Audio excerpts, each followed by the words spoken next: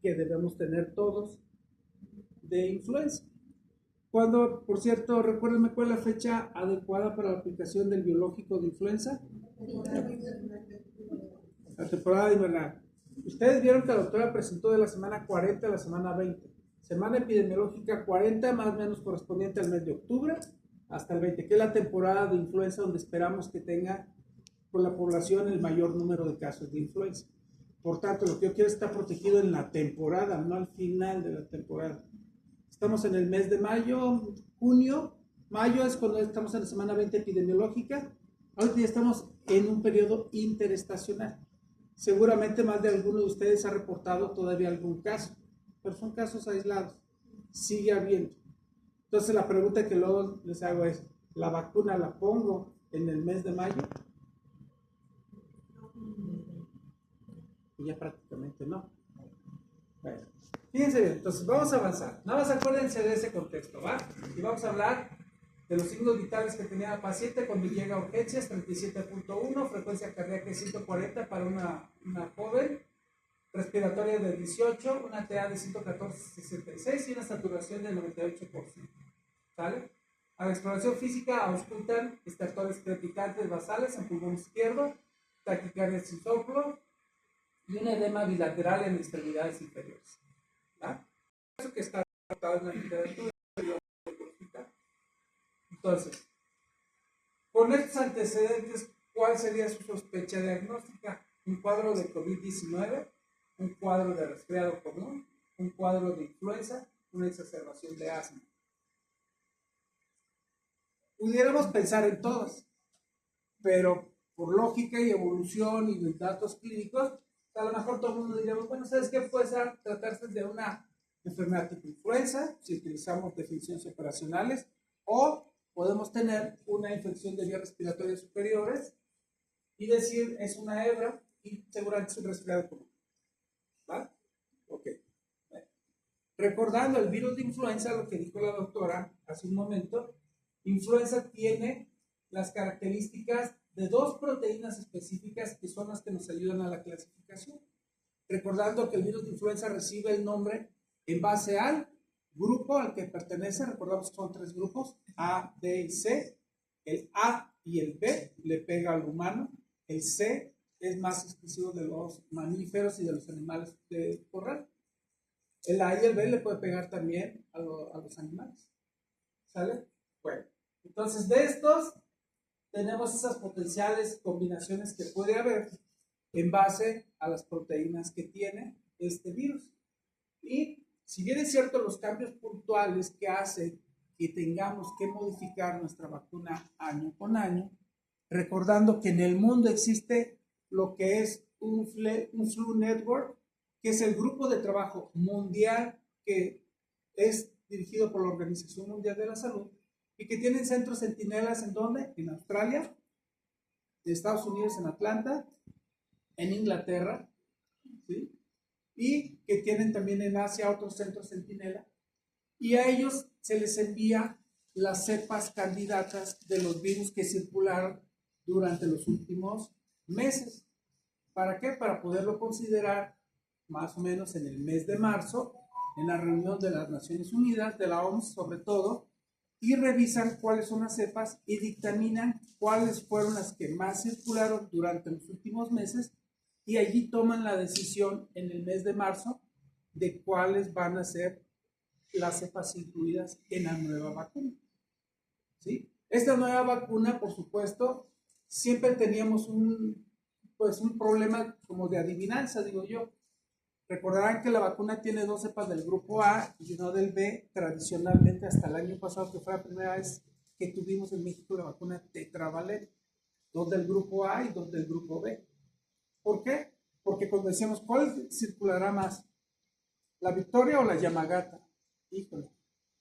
La verdad es que durante los últimos 10 años solamente el 60% le atinamos a la que iba a estar presente en la temporada siguiente.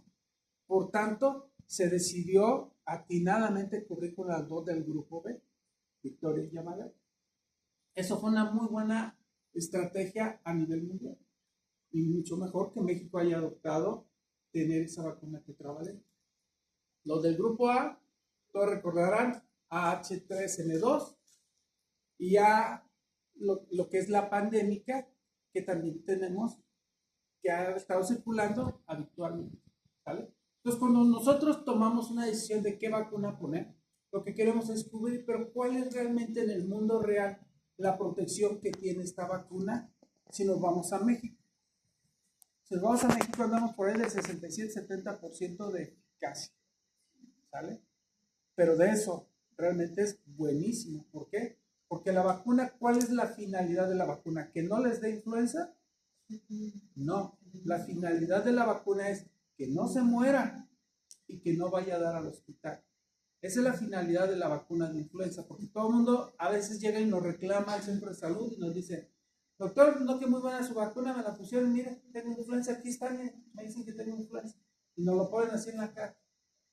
Entonces, no es la finalidad. Por supuesto que te puedes enfermar, pero el caso va a ser leve en la mayoría de todos los casos. ¿Sale? Bueno, entonces, ¿qué es lo que sucede? Influenza está estudiado que esos cambios puntuales que se van teniendo, año con año vaya cambiando. Y tenemos unos cambios que son un poquito más acentuados, y por eso sabemos que influencia de comportamiento es que cada 10 años tengo un pico de mayor incidencia. Cada 10 años. Pero cuando es un cambio grande, vamos a decirlo así, brutal, es cuando tenemos las pandemias. Ustedes recordarán el 2009.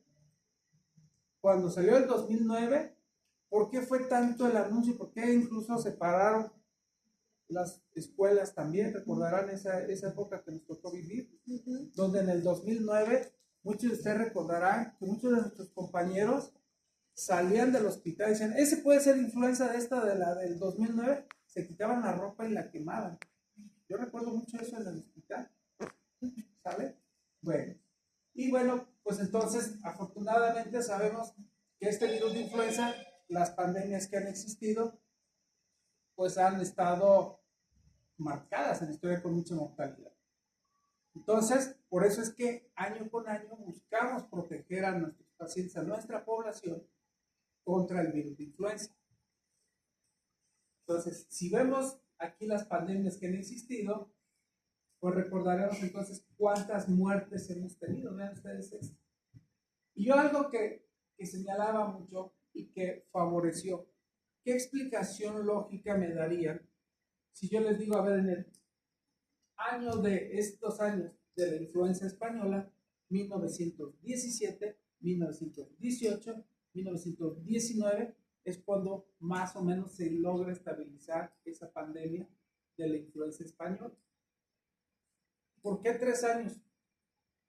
¿Y por qué cuando tuve SARS-CoV-2, COVID-19, 3 años para controlar? Estamos en la era moderna. En la era moderna tenemos biología molecular, conocemos absolutamente todo. Podemos fabricar una vacuna hoy día en tiempo récord y en 6 semanas tener una vacuna candidata para aplicarse en un paciente que tenga una enfermedad nueva, con las tecnologías del RNA mensajero. ¿Por qué tardamos 3 años? Aquí, mucho a favor dirían, es que ¿sabes qué? En el 18, pues no salían todos de aquí de México, ¿sabes qué? Vamos a una reunión a Europa, o ¿sabes qué? Vámonos de Europa a América y vámonos a todos lados. Los viajeros no eran tan frecuentes como ahora lo son. Eso es una realidad. Si tomas en cuenta que la transmisión humano-humano, si yo me enfermo, lo vimos en COVID-19, en lo que es China, diríamos, ¿y cuándo nos va a llegar? Pues ya vieron que nos llegó con todo. Pero ¿qué pasó entonces en estos años? Algo que es muy válido comentar es precisamente el equilibrio ecológico que hay entre los virus que se van adaptando al ser humano. Si eso lo tomamos en cuenta, ¿por qué ahora? Yo les pregunto a muchos de mis colegas, ¿tienes la vacuna reciente contra COVID-19? No, el gobierno no la ha puesto. Por Dios, vamos a esperar que el gobierno todo el tiempo te esté dando todo. ¿Cuántos de aquí pagaron la vacuna nueva y se aplicaron la vacuna contra COVID-19? Ni me digan, todo inferior que el 10%, exagerado, ¿no? ¿Por qué no la pagaron? Porque me toca pagarla y es obligación del gobierno. No, es nuestra salud, no podemos jugar con eso. Entonces, eso que está pasando ahí en esa época de las pandemias, pues nos ha dejado muchas enseñanzas. Ustedes recordarán que esto que se da en México en octubre del año pasado, dirían, es que llegó la influenza aviar. Y fíjense que el virus que les voy a decir que es el de alta patogenicidad y el de baja patogenicidad. Entonces se los voy a escribir. Pero quiero que tengan esto en México. Caso reportado. Muchas veces no volteamos a ver a veterinaria, pero veterinaria nos da mucho aporte de lo que está sucediendo. Los antibióticos, el 90% de los antibióticos en el mundo se usan en animales, en veterinaria, y el 10% en los humanos. Entonces hay un descontrol y hay un desequilibrio, se está alterando toda esa ecología que está teniendo las diferentes especies animales. Y entonces, yo recuerdo muy claramente el año del 2007. El año del 2007 nos invitan y voy acompañando a mis maestros en aquel entonces, yo como R2 de infectología, a una reunión de estrategia nacional contra la influenza aviar. Año del 2007. Nos citan a todos en el Hospital General de México, llegan los institutos nacionales y empieza el doctor Samuel Ponce de León, que era quien coordinaba esa acción, a decir, a ver señores, en Hong Kong se está reportando muertes en cuidadores de granjas y se han sacrificado lo que son las aves de corral hasta de 2 millones en total de aves. Se han tenido que sacrificar porque están infectadas. El temor que tenemos es que brinque de estos animalitos al humano y que del humano pudiera existir alguna posibilidad que lo transmitiera al humano. Esa era la pandemia que esperábamos, la de H5N1. Esa era la que estábamos esperando, no la que nos llegó en el 2009. Por el temor que teníamos y al saber que era una cepa completamente distinta, se dio mucho miedo, que a final de cuentas fue como cualquier otra de las influencias que hemos tenido. Pero entonces, en esa época yo recuerdo decíamos, a ver, se va a enfermar alrededor del 70% de la población mexicana. Sáquenlo en cifras, estímenlo en 90 millones de habitantes, entonces o 100 millones, los que quieran. De ese 70%, el 15% se van a hospitalizar. De ese 15% que se va a hospitalizar, ¿qué crees? El 1% se van a ir a una terapia intensiva. ¿Qué ocupamos en terapia intensiva? Antibióticos y ventiladores. Pues hay que apartar todo lo que tengamos. Y de los antibióticos, ¿cuáles son los que más ocupamos? Pues en ese entonces, cefalosporinas de tercera generación, carbapenémicos, glucopéptidos. ¿Sale? Y había un stock estimado, resguardado por el ejército en ese entonces, en esa estrategia. Pero además decimos, ok, y si se viene esta influenza aviar, entonces, todos los muertos que yo tenga, ¿dónde los voy a poner? Y se estimó el número de muertos y se compró bolsas rojas de las que tenemos de RPBI para poner a disposición de los cadáveres finalmente y poderlos poner en una fosa común. Yo recuerdo bien esa estrategia nacional, yo estaba impresionado y decía, ay, ¿es en serio? ¿Por qué sí va a estar así? Sí, ese era el panorama que veía. Pero afortunadamente no hubo documentados casos de humano a humano. Entonces, fíjense cómo estamos hablando desde hace muchísimos años de la influenza aviar, que no volteamos y no le hacemos caso, ¿vale? Pero ya quedamos así, ciscados con el COVID-19. Por eso ahorita todo el mundo apenas brinca una rayita, un tigre dice, ese tigre no es normal, si el tigre ya tiene una raya más. Entonces, por eso estamos con esos temores. Pero vean cómo precisamente está reportado por la Dirección General de Epidemiología que nosotros tenemos casos de influenza aviar de la HC, de alta patogenicidad. Y bueno, pues se mantiene una vigilancia. Pero vamos a hablar en casos de influenza, ¿cuál es la repercusión? ¿Cuál es la repercusión que tenga tantos costos directos en atención de salud? El Estado de Unidos ya se no hay repercusión. tenemos mercado en México para que nos a sector salud, para todo, para todo. Somos la tercera parte de la población de Estados Unidos, eso es cierto. Una tercera parte, pero vean, costos directos y costos indirectos, nada. Entonces, la carga de para siempre está en 12,000 y 60,000 casos de defunción. ¿Cuántos nosotros tenemos reportados ahorita? Ustedes vieron la cifra que vimos. Claro, de los lugares centinelas que tenemos en la plataforma. No todos los van a reportar, pero tampoco podemos decir que son una exageración. Afortunadamente la vacuna tiene muchísimo que ver con esta disminución de la mortalidad. ¿Sale? Las hospitalizaciones también disminuyen. Hoy, ¿por qué tenemos tanta oportunidad de detectar virus respiratorios? Porque le aprendimos en la pandemia de COVID y le apostamos a la biología molecular. Y hoy ya tenemos más oportunidad de detectar más virus respiratorios. Si ustedes se fijaron en el gráfico que ponía la doctora, también nos hablaba de lo que es metaneumovirus. Y casi no le hacemos caso a metaneumovirus. ¿Sale? Pero hoy día tenemos entonces esa gran oportunidad de hacer los virus respiratorios. En la paciente que les puse, recordando el caso, se le hizo un PCR para influenza y una prueba rápida para influenza tipo A y tipo B, que es lo que nos llegan a detectar. Recordando la sensibilidad y especificidad que pueda tener cada uno de estos. Esta prueba de influenza, recordarán, no se determinaron como, sí, esta es la que vas a hacer ahorita. Recordarán esa polémica que hubo en COVID-19. ¿Por qué una prueba rápida a veces no debe de ser como la que yo tenga que realizar para determinar un caso o no? Si sale positiva, perfecto, les aseguro que lo tienen.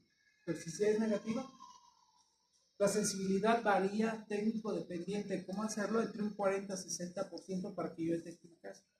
Entonces se me van a ir muchos casos, más de la mitad inclusive, si yo no hago una buena prueba o si la carga viral ha disminuido por la razón que ustedes quieran.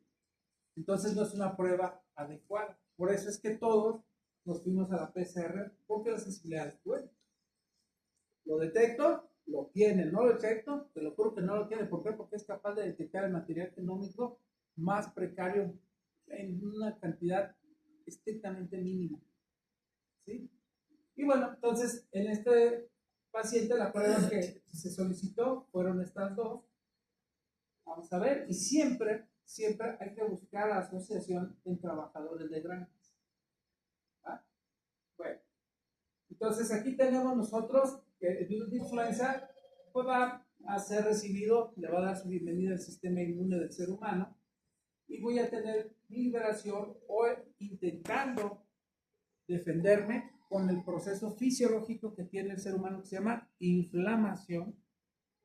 Y para eso, para que ese fenómeno se dé, yo tengo que liberar mis mediadores proinflamatorios, interleucina 1, interleucina 6, factor de necrosis tumoral. ¿Para qué? Para tratar de contenerlo. Pero en lo que esto se está dando, yo tengo sintomatología. Todos estos síntomas que los hemos aprendido en todas las infecciones respiratorias.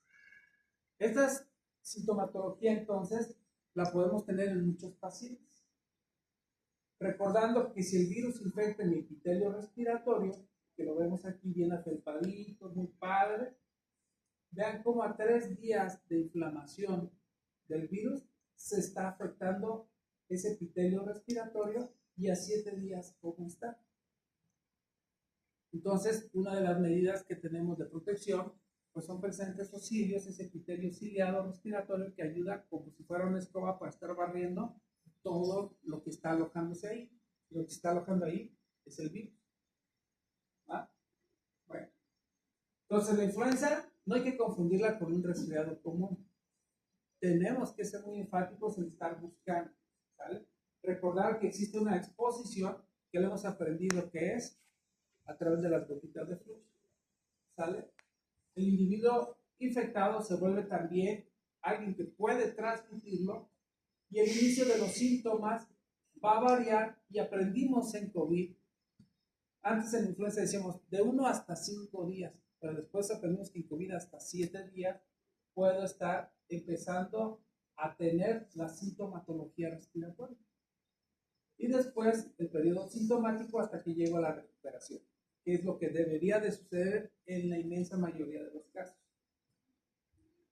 Tengo los datos clínicos que aquí vemos, y diríamos al principio, yo recuerdo sobre todo en la época del 2009 de influenza, que nos llegaban al ICEMI cuando estábamos, pacientes con leucocitosis de 22,000, 30,000, y decíamos, esto no puede estar pasando, y los pacientes nos llegaban por episodios diarreicos.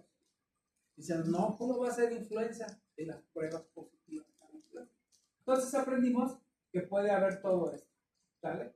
Que está más acentuado toda la sintomatología en comparación con lo que es el resfriado. Entonces las pruebas, ¿cuándo debo de hacerlas? Se hace un tamizaje. Ustedes escucharon ahorita cuánto se les pide que se hagan ambulatorios, cuánto se les hace a los pacientes, porque tampoco nos podemos agarrar tamizando a toda la población en el país. Es incosteable y además eso no nos va a ayudar. Por eso es que se selecciona algunos hospitales para hacerlo. ¿Sale? Bueno. Y cuando yo tengo un paciente hospitalizado, pues sí lo tenemos que hacer.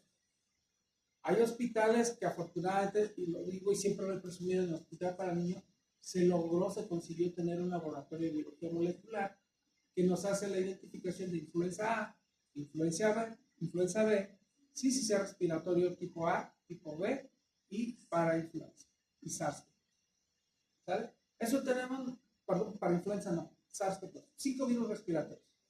Esos 5 virus respiratorios nos vino a revolucionar porque quitamos muchísimos antibióticos al detectar.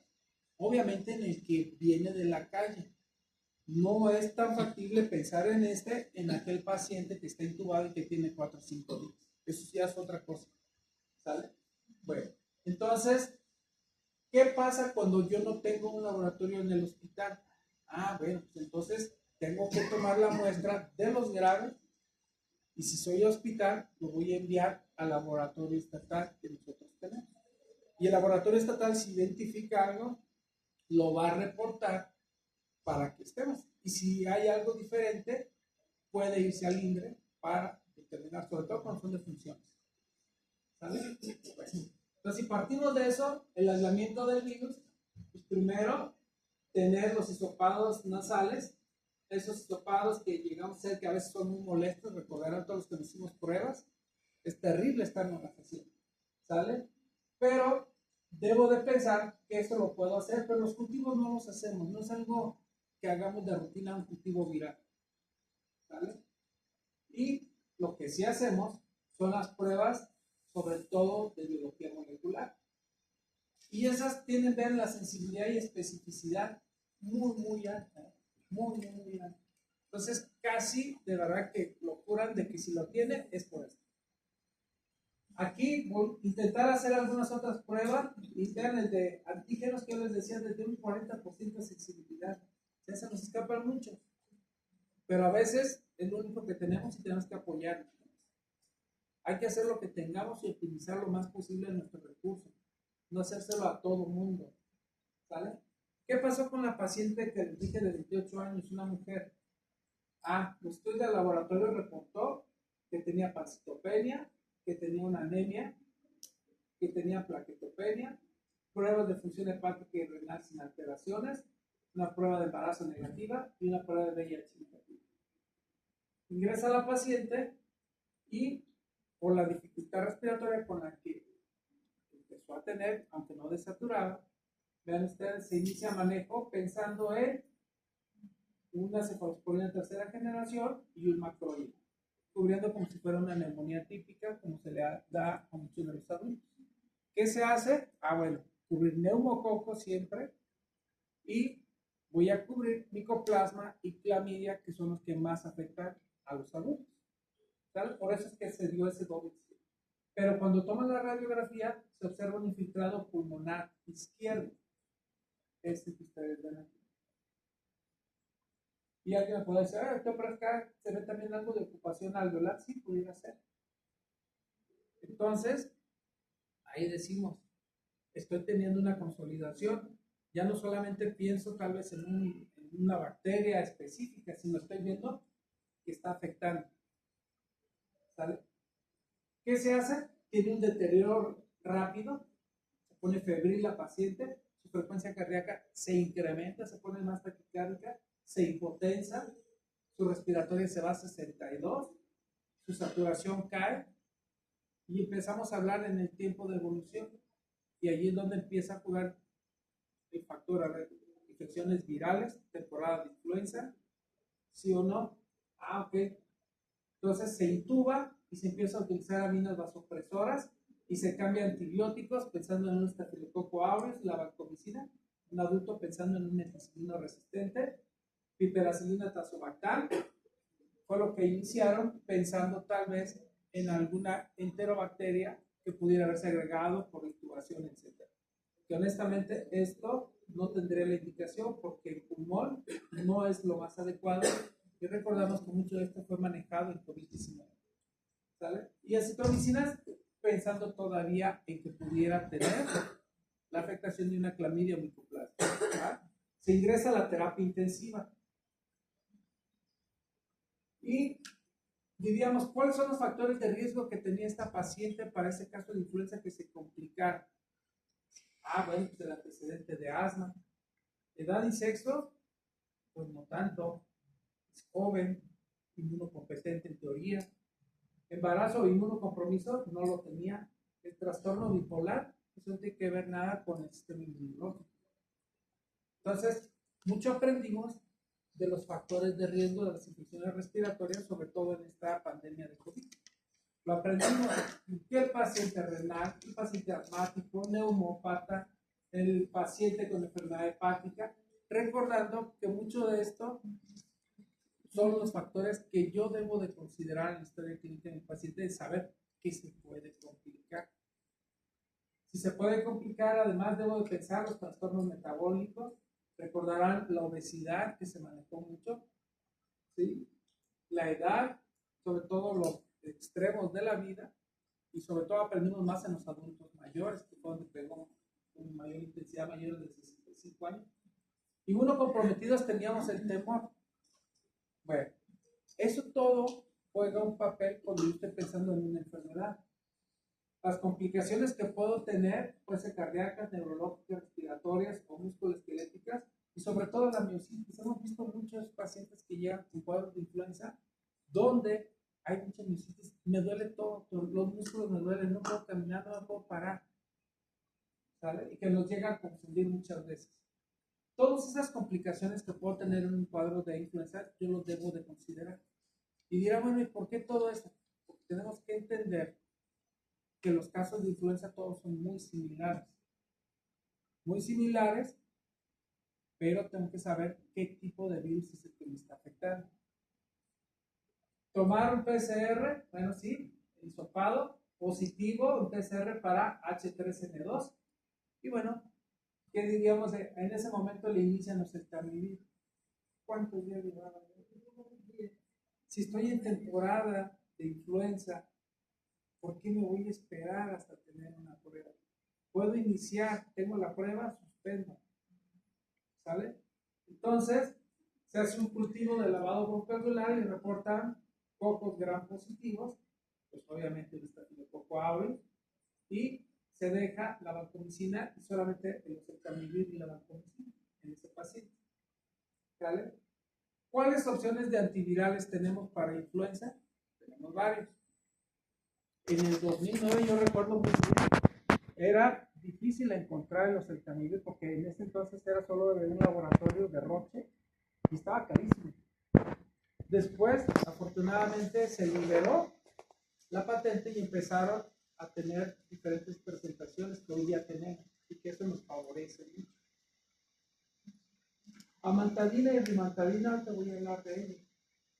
Baloxavir, que es otro de los antivirales que tenemos de una sola toma, fabuloso. Una sola toma, porque a veces está una cada 12 horas por 5 días. Perfecto. Pues bueno, tenemos más opciones. ¿Sí? ¿Por qué dar tratamiento antiviral? Porque lo que quiero es disminuir la mortalidad también, disminuir la duración de la hospitalización, reducir la sintomatología y desde luego reducir las complicaciones que pueda tener el paciente.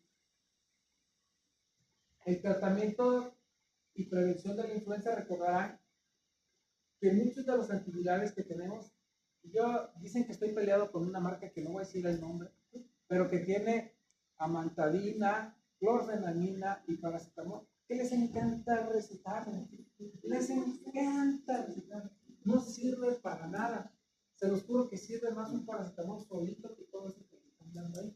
La clorfenamina, si es un niño gritón que corre y todo, pues está toda porque lo van a dormir.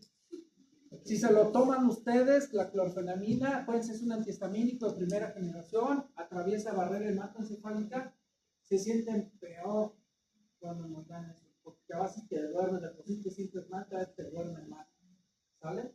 Y bueno, pues tenemos que tienen una resistencia, la amantadina y la rimantadina de más del 90%, como para que se lo voy a dar, si no le va a servir. Luego aparte, hay la presentación sola que también nos gusta dar. Entonces, no nos es útil, la verdad.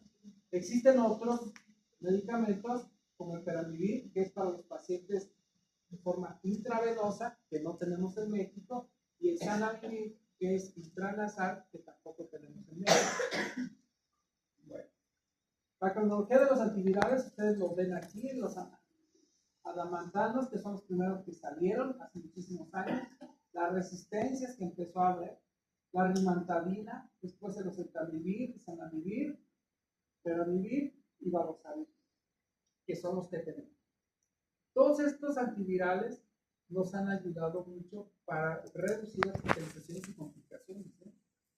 En los niños que vemos nosotros en el hospital, cuando se les inicia el tratamiento, la verdad es que la sintomatología febril se corta rapidísimo, 24 horas.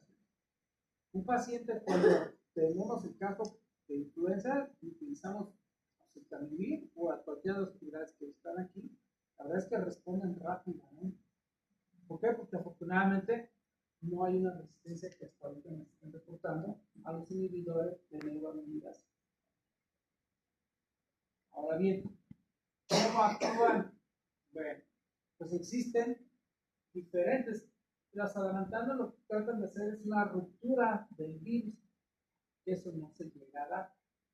Los inhibidores de fusión, pues no los utilizamos en influenza, pero utilizamos los que queremos que esa información en su replicación viral esté alterada, y para eso es el que podemos utilizar el valosavir, o bien los inhibidores de neuroamilidasa, como cualquiera de todos estos, que me van a ayudar a que ese virus no pueda tener una buena entrada dentro de la célula respiratoria, que es la que va a afectar. ¿Qué nos dice la guía de referencia que tenemos de 2020? Creo que no está todavía actualizada, me queda en el 20, no sé si ustedes van a quedar, pero es muy buena, es muy buena. ¿Y qué nos dice? Ah, mira, utiliza esto. Esto es lo que vamos a utilizar para los cuadros de influenza.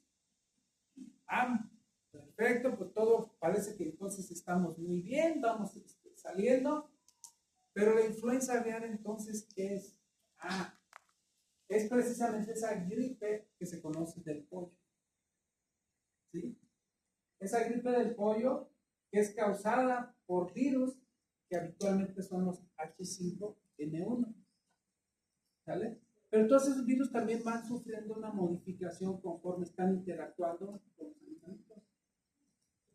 Y voy a tener que esta es causada por el grupo A y que las aves de corral pueden ser infectados por uno o más de los virus que yo tengo de influenza. ¿Sí? Los virus altamente patógenos que se propagan rápidamente y pueden matar a casi todo un plantel de aves en tan solo 2 días. Imagínense las granjas que tienen estos del huevo San Juan, todos los que compran, todo lo que tienen ahí, se va. ¿Sí? Los virus poco patógenos que causan solamente síntomas leves de las aves y que no llegan a morir. Entonces diríamos, bueno, es que no solo te da una enfermedad leve en tus animalitos y otras se te mueren. ¿Sale? Ok.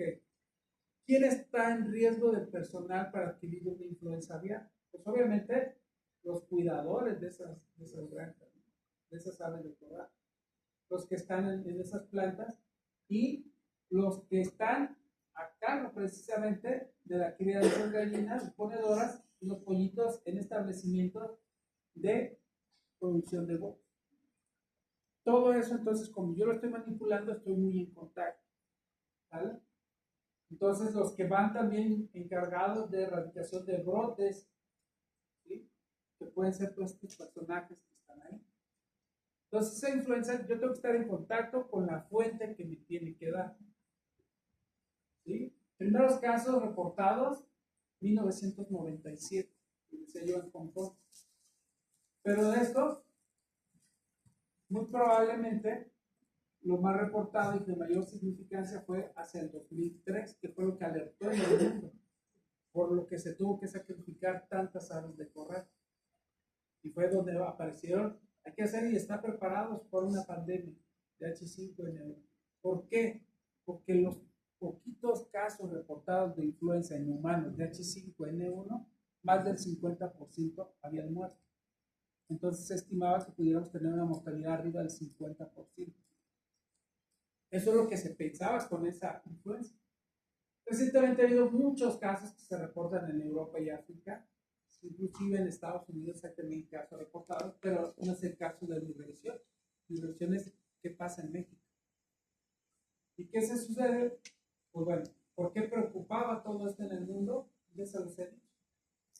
Entonces, aquí lo único y lo que más debemos seguir vigilando es que no existe esa transmisión de humano a humano. Eso es lo que tenemos que estar bien pendientes.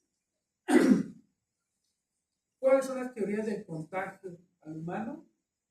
Pues la manipulación de las aves enfermas, ¿sí? El manejo de las excretas de esos animalitos, estar limpiando, acomodando las camas de galpones de las aves que pudieran estar contaminadas, o las superficies contaminadas, como los recipientes de recolección de huevos. Las personas son las que están expuestas. Esa es la teoría que tenemos de quiénes son y cómo es que se pueden enfermar. Por eso ahorita que hablamos del caso que Xochitl les comentó, vamos a ver lo que sucedió. En todas estas partes de América es donde se han señalado los brotes de influenza aviar de H5N1 en animales, veterinarios. ¿Qué pasó con el señor de 59 años de aquí del Estado de México? Un paciente que estaba siendo atendido en el INER por sus diferentes comorbilidades. No están descritas, obviamente es información que no se puede decir a todo el mundo así nada más. Tenía falla renal, diabético, tal, pero eso lo inferimos. Ese paciente el 17 de abril presenta fiebre y dificultad respiratoria, náusea, vómito y malestar general. Vean la sintomatología. Esto se los da un diabético, puede ser, se los da un renal, puede ser, se los da un paciente con VIH, puede ser, se los puede dar un paciente con cáncer, puede ser, se los puede dar un paciente con un caso de influenza, puede ser. El 24 de abril presenta un deterioro respiratorio y se hospitaliza en el INER y hazle una prueba rápida de biología molecular, ahorita ya llegó, pum, le toman, se murió el paciente el mismo día en que llega. Perdón, ¿Sí? ¿qué ocupación o profesión tenía? No, la del caso clínico de nosotros, o del caso. Del caso, una mujer de casa. No hace nada. No. Okay. Entonces, ese paciente fallece el mismo día en que ingresa al INER. Pero le tomaron y dicen es influenza A. Bueno, tengo la muestra, a ver, mándala al laboratorio de investigación que tenemos aquí en el propio Instituto Nacional de Enfermedades Respiratorias. Ok. El 8 de mayo me dice, ¿sabes qué? Es un H5N2. Órale, no tenemos eso. No hay reportado en el mundo. Pero se murió. Híjole. El 20 de mayo, el INDRE confirma H5N2. Y lo reportan a la Organización Panamericana de Salud y obviamente pues en instancia de la OMS. Y la OMS emite su reporte. Primer caso, y por eso fue un gran revolución en todos los titulares de periódicos, etcétera, etcétera, etcétera. Pero si ustedes buscan hoy día esa información en la página oficial de la OMS, ya no lo van a encontrar en los primeros planos.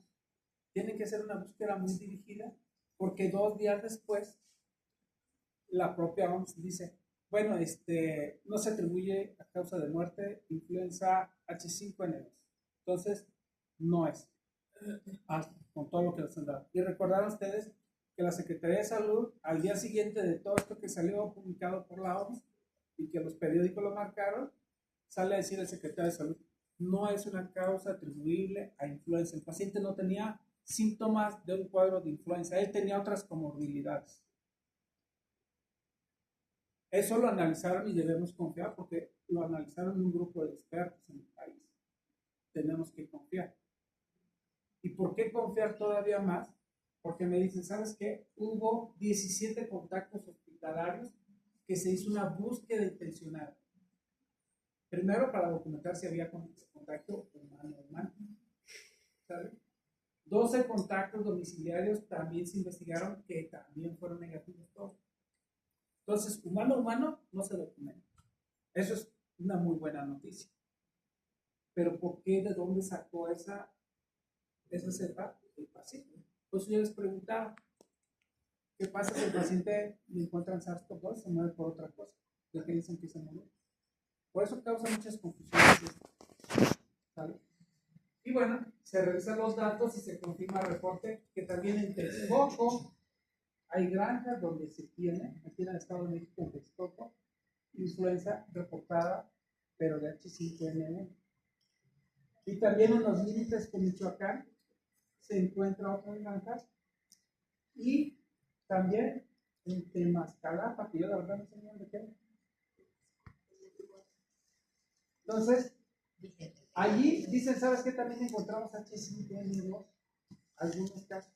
Okay. ¿Qué tenemos que hacer? Primero, ser responsables y no alarmar. Segundo, tenemos que estar en la vigilancia. Por eso este tipo de reuniones son muy importantes, porque de verdad, cuando uno está en el servicio social, yo recuerdo que me invitaban, cuando nos hacían ir a estas reuniones de la condición y uno estaba, otra vez quieren que les mande, quién sabe qué muestras. Tenemos que hacer la vigilancia. De nosotros depende. ¿De quién más va a depender que se pueda hacer esa vigilancia y que podamos detectar ese tipo de casos? Si no somos nosotros, nadie. Entonces, tenemos que ser muy responsables y muy conscientes de lo que estamos haciendo. ¿Sale? Vean, aquí está lo que se reportó en fechas y se dice, por la Secretaría del 6 de junio, no atribuir la influenza aviar. ¿Sale? El 14 de junio es cuando se actualizó esa página que le digo y se dice que no muerte atribuible a H5N2. ¿Sale? Y al momento no más reportes de positivos. En un chat de infectólogos del país me llamó mucho la atención que apenas salió este caso y luego todo el mundo urge la vacuna. Tranquilos, primero hay que determinar bien cómo estamos y cuál es la situación real del caso. ¿Vale? No alarmar. Si nosotros nos alarmamos, imagínense a la población. Entonces, nosotros somos los responsables de transmitir los mensajes concretos a la población y sobre todo de que debemos tener la cautela de que hagamos las cosas bien. ¿Sabe? Ese paciente a final de cuentas murió, Ya les comparto nada.